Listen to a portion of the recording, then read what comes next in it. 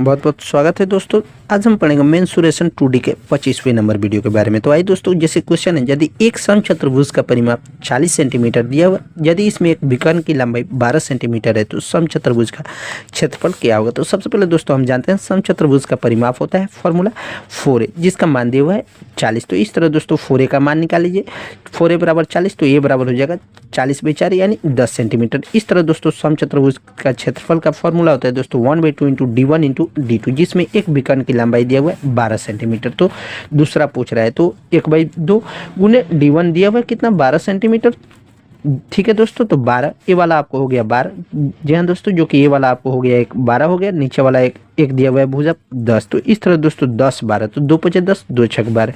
इस तरह दोस्तों ये आपको 12 है तो 6 भाग में काटेगा, जबकि ये आपको 10 हो गया तो ये आपको 16 हो गया तो 8 भागों में काटेगा। इस तरह दोस्तों पहला एक डायगोनल ए वाला हो गया 12, दूसरा डायगोनल ए वाला हो गया आपको 16। इस तरह दोस्तों 1/2 इंटू 12 गुने 16 कटाएगा तो 16 छक 96 यानी 96 सेंटीमीटर स्क्वायर आंसर हो जाएगा। अब बात करते हैं दोस्तों समचतुर्भुज का कॉन्सेप्ट हुआ समाप्त। अब बात करते हैं ट्रेपीजियम के बारे में। ट्रेपीजियम यानी समलंब चतुर्भुज किसे कहते हैं। तो समलंब चतुर्भुज उसे कहते हैं यदि किसी चतुर्भुज की दो भुजाएं समांतर हो तो उसे समलंब चतुर्भुज कहते हैं। जी हाँ दोस्तों, जैसे ये आपको हो गया ये आपको ट्रेपीजियम, यानी ये आपको हो गया ट्रेपीजियम, जिसमें एक ये आपको डीएम हाइट होता है, जो कि ये आपको एच हाइट हो गया, जिसमें दो भुजाएं समांतर होती है, यानी ए बी पैरेलल डीसी। जी हाँ दोस्तों, ए बी पैरेलल डीसी। अब बात करते हैं दोस्तों, जैसे ये वाला आपको हो गया ट्रेपीजियम हो गया, जिसमें ये आपको यदि ई और एफ क्रमशः दो गैर समांतर भुजा है, जिसमें ई और एफ ये आपको पैरेलल नहीं है, जिसमें ए डी और बी सी के मध्य बिंदु, यानी ए वाला आपको हो गया ए डी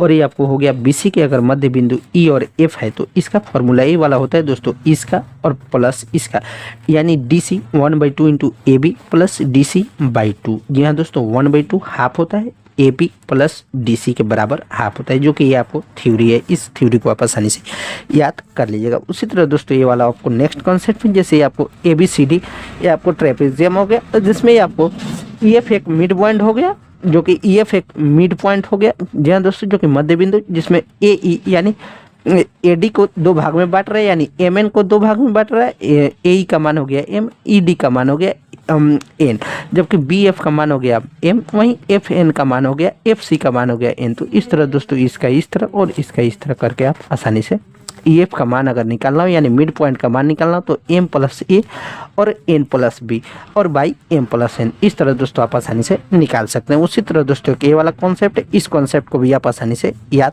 कर लीजिएगा, जो कि अगर मिड पॉइंट अगर निकालना हो तो इसमें आपको सीधे रूट अंडर का स्क्वायर कर दीजिएगा तो